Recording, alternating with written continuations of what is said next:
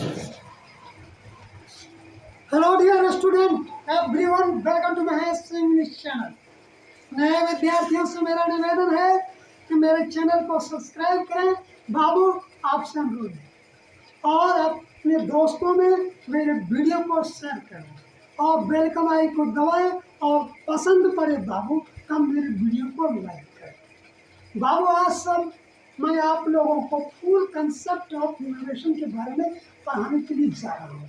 Narration दो प्रकार के होते हैं, समझ गए। एक होता है डायरेक्ट नरेशन, दूसरा होता है इनडायरेक्ट नरेशन।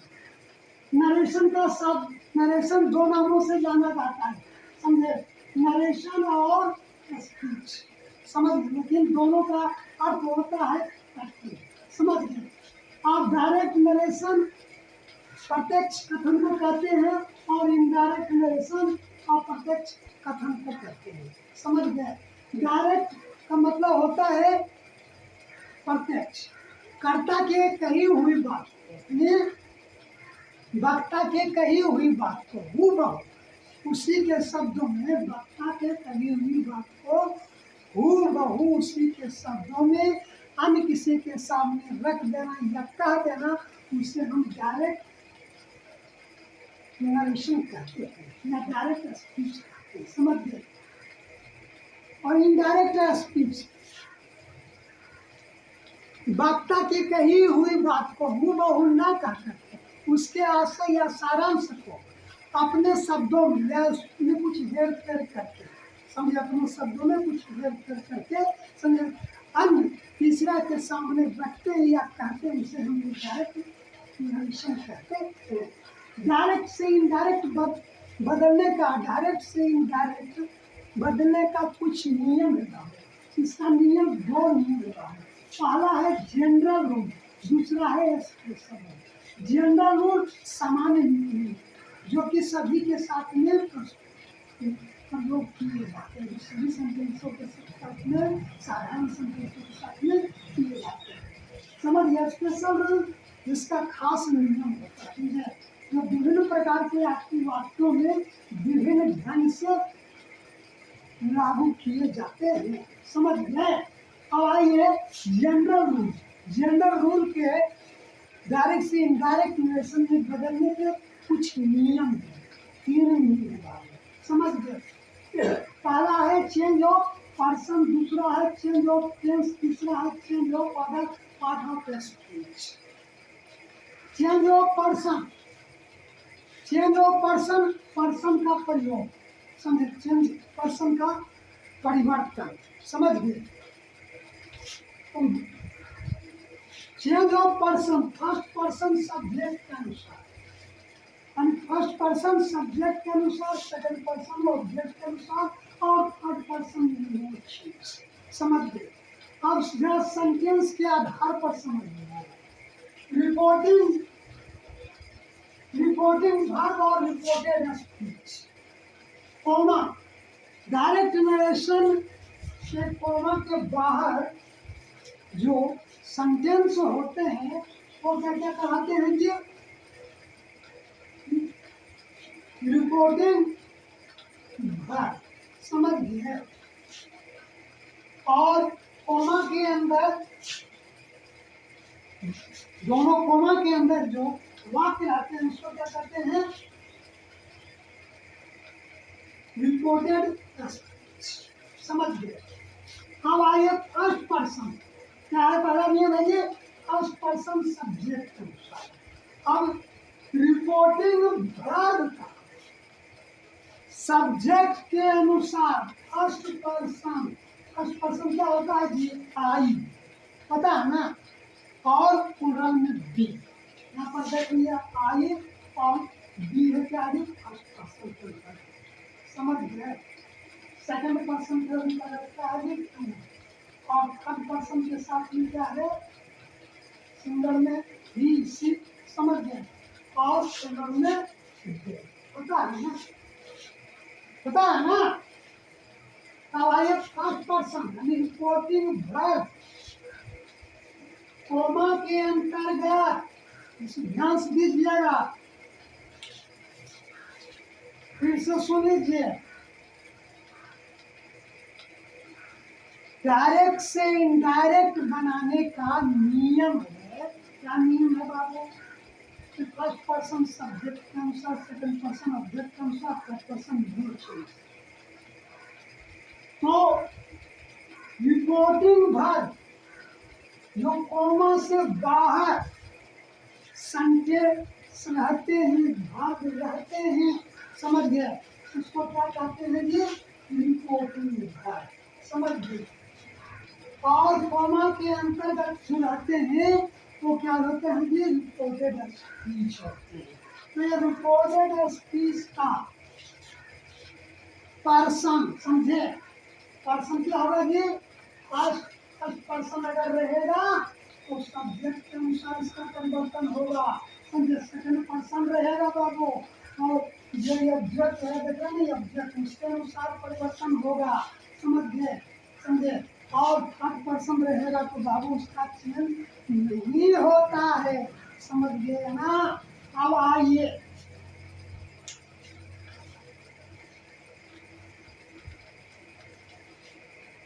केस, प्रोनाउन के अंतर्गत, प्रोनाउन के अंतर्गत जो होता है केस ऑफ प्रोनाउन, उसके अनुसार समझ में साथ रहिए, समझे। आई माई, समझे, me, I my, my me, we your yours us, you your yours you, he his him, she her hers her, it its, no परिवर्तन, it they their theirs their। इसी का जो है पर्सन के अंतर्गत परिवर्तन होते हैं। और जब भी परिवर्तन होगा, किसका परिवर्तन होगा जी? इन्वर्टेड कॉमा के सब्जेक्ट और प्रोनाउन के केस, समझ गए। प्रोनाउन है, इसका परिवर्तन होगा सब्जेक्ट के अनुसार और ऑब्जेक्ट के अनुसार। और थर्ड पर्सन रहेंगे तो वही चीज होगा, इनको समझ गए। अब आइए देखिए बनाने का नियम, आप देखिए कैसे बनाया जाता है, उसके बाद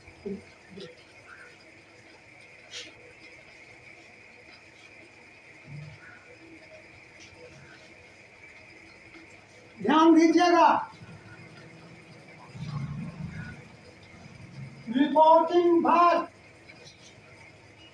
अगर प्रेजेंट टेंस या फ्यूचर टेंस में रहेंगे तो रिपोर्टेड स्पीच,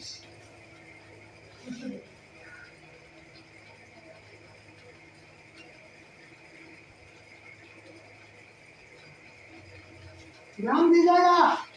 अगर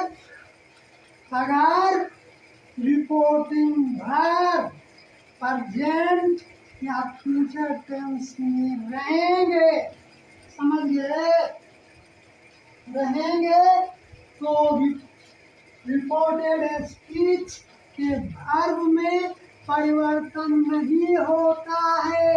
जिस टेंस में रहेंगे उसी टेंस में रहेंगे, समझिए।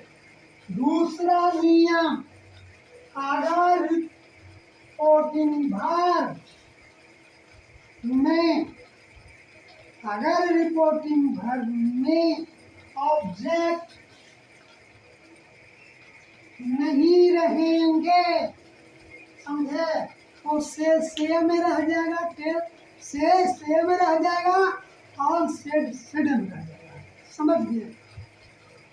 दूसरा नियम, तीसरा नियम, अगर रिपोर्टिंग वर्ब, अगर रिपोर्टिंग वर्ब के बाद ऑब्जेक्ट रहेंगे, समझ गए, तो से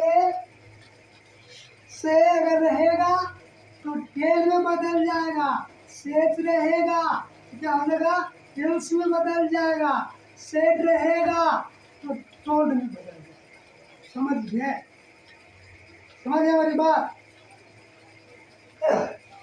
आप देखिए सेंटेंस है, ये जो है सेंटेंस है ही सेज टू मी, समझे?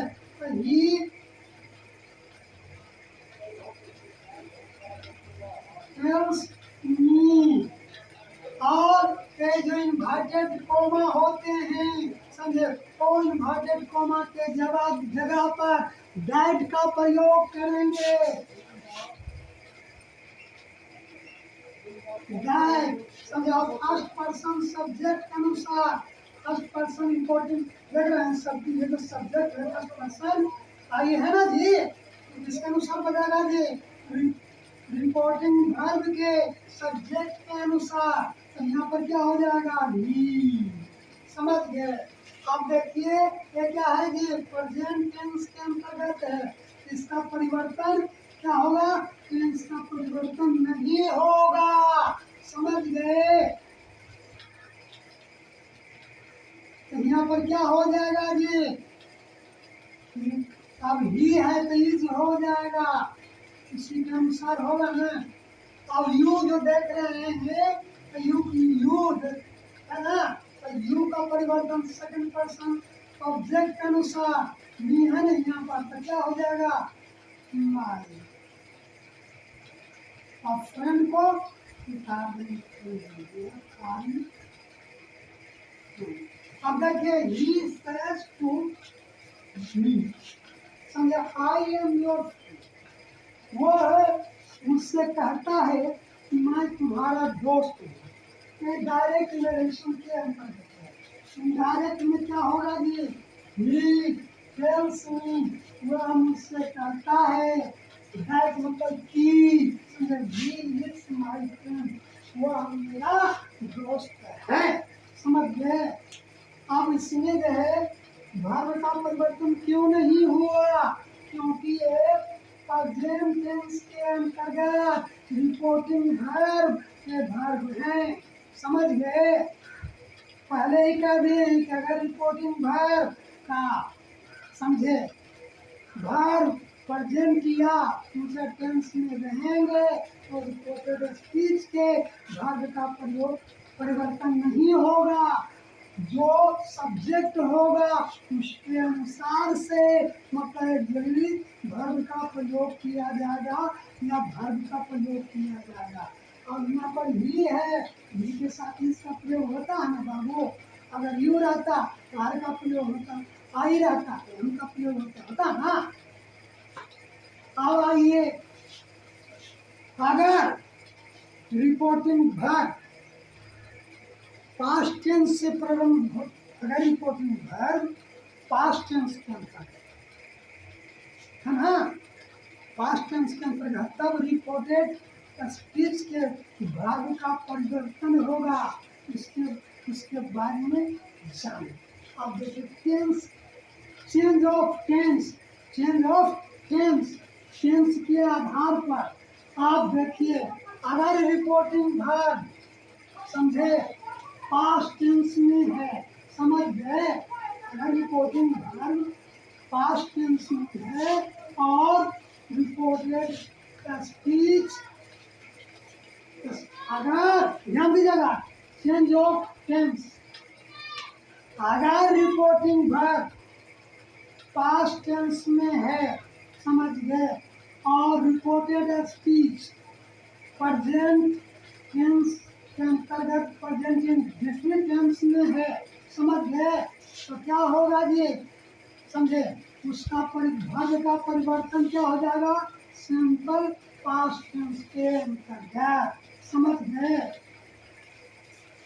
अगर, समझे, रिपोर्टिंग वर्ब पास्ट टेंस में रहेगा यानी सेड लिखा रहेगा तो क्या हो? और रिपोर्टिंग वर्ब, अगर रिपोर्टिंग वर्ब पास्ट टेंस में रहेगा और reported speech present continuous tense में रहेंगे तो इनडायरेक्ट स्पीच के अंतर्गत, समझ गए, रिपोर्टिंग स्पीच का भाग पास्ट कंटिन्यूअस में बदल जाएगा। समझ गए?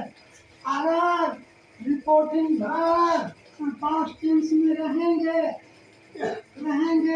और रिपोर्टेड स्पीच समझे प्रेजेंट परफेक्ट टेंस में रहेंगे तो इनडायरेक्ट स्पीच के अंतर्गत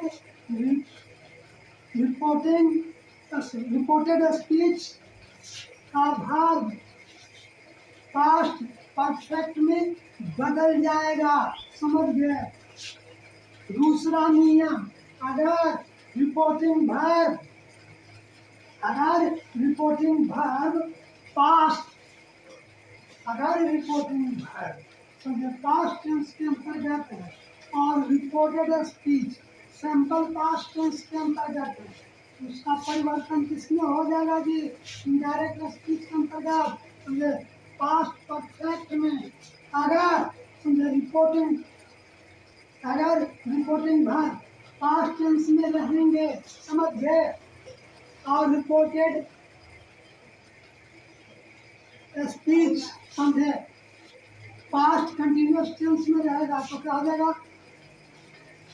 किसी में परिवर्तन हो जाएंगे इनडायरेक्ट में पास्ट परफेक्ट कंटिन्यूअस टेंस के अंतर्गत। समझ गए? अब आइए कैन अगर पास्ट टेंस में रहेगा, रिपोर्टिंग भाग अगर पास्ट टेंस में रहेगा, समझ गए, तो कैन फूड में माइट में बास देयर में हैव हैज हैड में हैड टू वर्ब रहेगा, क्या हो जाएगा? हैड टू बी वन बदल जाएगा। समझ गए? अब जैसे उदाहरण के लिए he said to me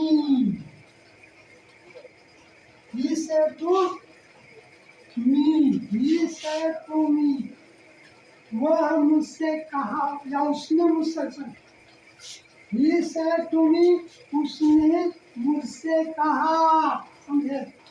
I am your friend मैं तुम्हारा दोस्त हूँ। समझे? आप देखिए पहले बता दिए थे अगर रिपोर्टिंग भाग पास्ट टेंस में रहेंगे, ऑब्जेक्ट रहेंगे, उससे क्या बदल जाएगा जी? टोल्ड में बदल जाएगा। He told me. समझ गए? ही टोल्ड मी और ही सेड टू मी, ये किस में बदल गया जी? ही टोल्ड मी उसने मुझसे कहा। तो इन्वर्टेड कोमा की जगह पर क्या करेंगे जी? डाइट का प्रयोग करेंगे। समझ गए? और पहले ही बता दिए थे फर्स्ट पर्सन सब्जेक्ट के अनुसार रिपोर्टेड स्पीच का सब्जेक्ट पर्सन जो रहेंगे, सब्जेक्ट का पर्सन, तो क्या होगा जी? रिपोर्टिंग भाग के सब्जेक्ट के अनुसार बदल जाएगा। क्या हो जाएगा? ही, है ना? अब देखिए प्रेजेंट सिंपल टेंस के अंतर्गत हुआ कहते ना, तो क्या हो जाएगा? हम पास्ट सिंपल टेंस को बदलते हैं ही वाज। समझे? ही वाज माई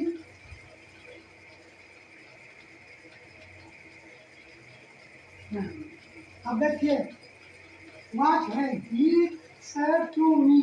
समझे? उसने मुझसे कहा। समझे?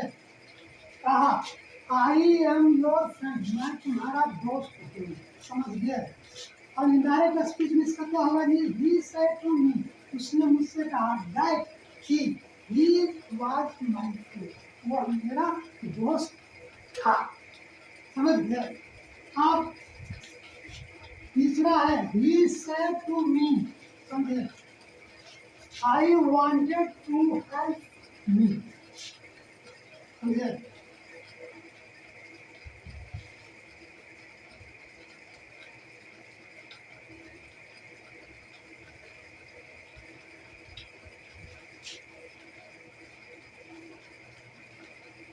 Sorry He said to me, उसने मुझसे कहा, समझे, invited comma, I wanted to help you, मैं तुम्हारी मदद करना चाहता था, समझे। आप देखिए यहाँ पर क्या आ जाएगा, ही फर्स्ट ही का ही उतर जाएगा, ही सेड थर्ड में बदल जाएगा, थर्ड में मी का मी उतर जाएगा, इन्वर्टेड कॉमा यहाँ पर दैट प्रयोग कर देंगे, समझ गया। अब फर्स्ट पर्सन सब्जेक्ट के अनुसार ही, अब देखिए वांटेड है ना, तो यहाँ पर देखिए सैंपल पास्ट टेंस के वाक्य किस में बदल जाता है जी, पास्ट परफेक्ट में, पास्ट परफेक्ट में बदल जाएगा वर्ब, समझे। ही हैड wanted to, अब यू सेकंड पर्सन है ना, क्या हो जाएगा जी, ऑब्जेक्ट में वाक्य देखिए, he said to me, समझे, he said to me, he said to me, I wanted to help you, he said to me, उसने मुझसे कहा, मैं तुम्हारी मदद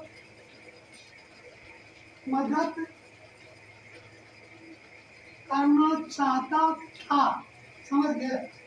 तो इसमें देखिए क्या हो जाएगा जी, बन जाएगा किसमें, ही टोल्ड मी, उसने मुझसे कहा, डैड, समझे, dad he wanted to help me, उसने मुझसे कहा कि वह मुझे मदद करना चाहता था।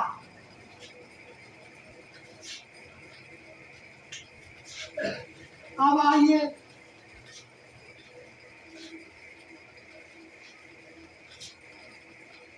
Change of other parts of speech, change of other parts of speech का बदलने का नियम है बाबू, change of other parts of speech, this that में बदल जाता है, नजदीक का चीज दूर में बदल जाता है, समझ गए। दिस दैट में और दिस डॉग में, देयर में, डेंस में, नाउ देन में, दस सौ में, टुडे दैट डे में, समझ गए। यस्टरडे द प्रीवियस डे में, टुमारो द नेक्स्ट डे में, लास्ट वीक या ईयर द प्रीवियस वीक या ईयर में बदल जाता है, समझ गए। अब he said I will do it, समझे। अब यहाँ पर देखिए बाबू, पास्ट बोल दिया, सुन लीजिए, अगर बाबू रिपोर्टिंग भाग, अगर रिपोर्टिंग भाग प्रेजेंट टेंस या फ्यूचर टेंस में रहेंगे तो मॉडल ऑक्सिलरी वर्ब के भी, समझे, रिपोर्टेड स्पीच के वर्ब में परिवर्तन नहीं होता है, सिर्फ तब परिवर्तन होता है अगर रिपोर्टिंग वर्ब पास्ट टेंस में रहेगा बाबू, तभी, समझे, मॉडल ऑक्सिलरी वर्ब के वर्ब, समझे, वर्ब पर में परिवर्तन होता है, यहाँ पास्ट टेंस में है इसलिए यहाँ पर वर्ब का परिवर्तन होगा।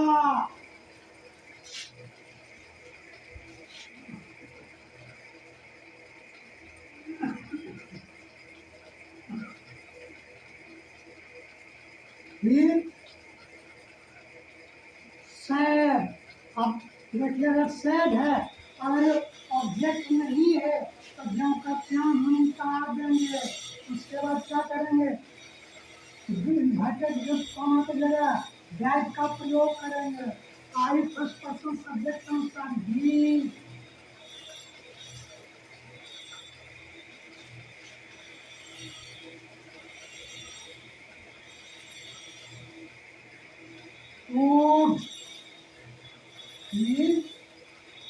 Would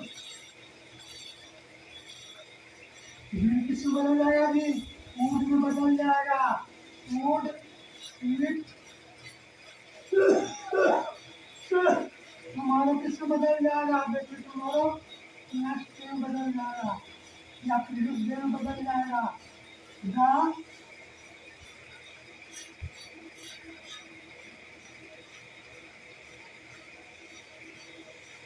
next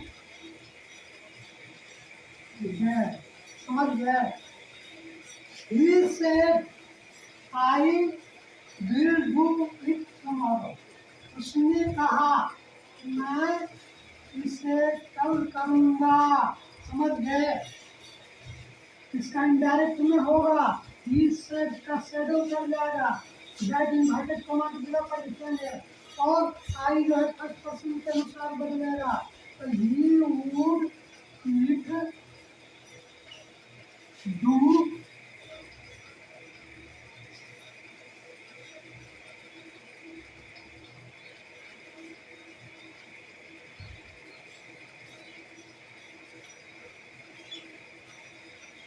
do it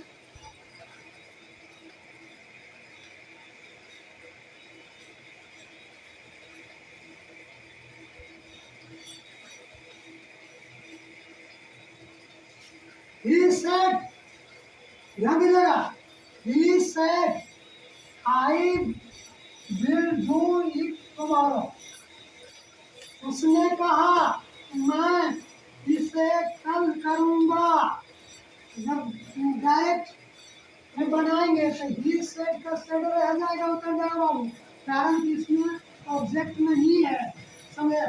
inverted comma का जगह पर देख लगाए, आई जो है फर्स्ट पर्सन का हो जाएगा जी, सब्जेक्ट के अनुसार हो जाएगा, तो he would do it the next day. उसने कहा कि अगले दिन से करूँगा। समझे? अब देखिए, he said to me, are you will? अब देखिए ये इंट्रोगेटिव सेंटेंस कहलाता है। समझ गए? इंट्रोगेटिव सेंटेंस प्रश्नात्मक वाक्य। प्रश्नात्मक वाक्य दो ढंग से बनाए जाते हैं। पहला है कि जुड़ी वर्ब रखते, पहले रखते हैं जुड़ी वर्ब। समझे? जुड़ी वर्ब प्लस सब्जेक्ट प्लस क्या होता है जी,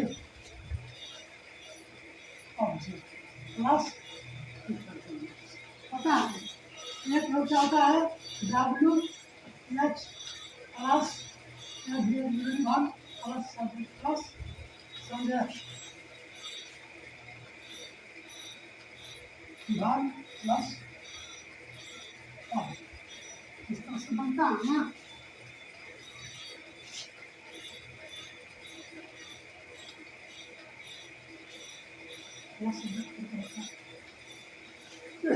बनता है। अब देखिए साधारण अब देखिए he said to me are you in।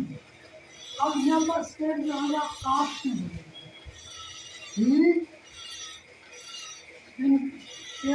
भाग में रहेंगे आगे। इसका बनाने का नियम क्या है? अगर रिपोर्टिंग भाग सेड सेड का जो भाग है सेड का अलग आप में बदल जाएगा और इन्वर्टेड कॉमा की जगह पर इसका प्रयोग होगा, क्या का प्रयोग होगा। समझ गए? प्लस क्या होगा ये भाग सेंटेंस को अफर्मेटिव कंडीशन में रख करके बनाए। तो ये आप से का ये से तुम ही आती समझे? समझे?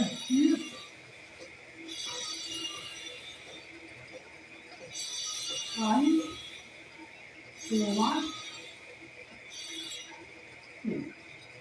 अब देखिए, he said to me, विभाजक कोमा, और you will, उसने मुझसे कहा,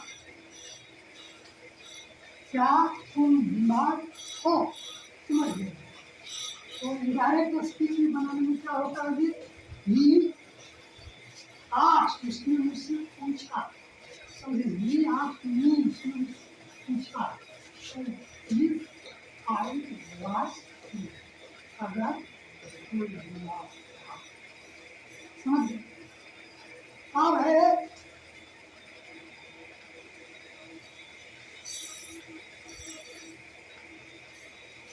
he said to me, where do you live? अब देखिए, ये डब्ल्यूएच वाला है, तो he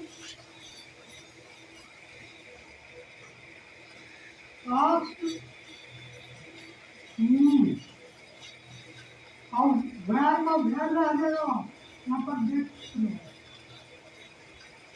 where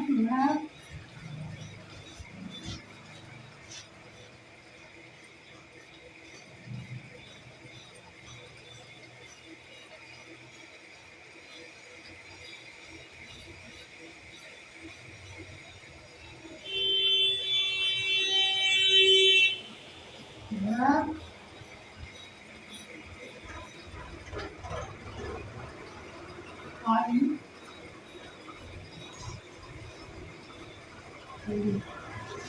He said to me, where do you live? उसने मुझसे कहा कि तुम कहाँ रहते हो? समझे? He asked me, उसने मुझसे पूछा, like where I live, मैं कहाँ रहता था? समझ गए? अब देखिए, इंट्रोगेटिव वाला आपको हो गया। अब आइए इम्परेटिव सेंटेंस। इम्परेटिव सेंटेंस के बनाने का नियम बता दें। अगर कमांड के अंतर्गत में या आदेश के अंतर्गत में रहता है तो ऑब्जेक्ट करके के प्रयोग किया जाता है। समझ गए? अगर रिक्वेस्ट है तो रिक्वेस्टेड करके प्रयोग किया जाता है। समझे? ये जो शब्द तो उनकी जो रिपोर्टिंग भाग, समझे? भाग को हटा करते हैं। अगर ऑर्डर रहता है, आदेश रहता है, तो ऑब्जेक्ट लिखा जाता है, क्यों करके बनाया जाता है। समझ गए? और सेंटेंस को जो प्रयोग कर दिया जाता है। समझ गए? अगर रिक्वेस्ट है, अनुरोध है, तो क्या होता है जी? रिक्वेस्टेड। एडवाइस रहता है, एडवाइस रहता है, या मनाहत रहता है, नकारात्मक भाव के अंतर्गत, तो क्या होता है? तो ही डिजेक्ट करके बनाया जाता है। समझ गए?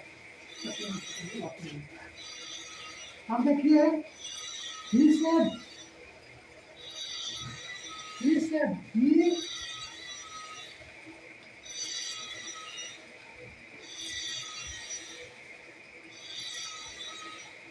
he ordered me, अपने मन से he ordered me to, समझे? अब ज्ञान का कुछ होता है।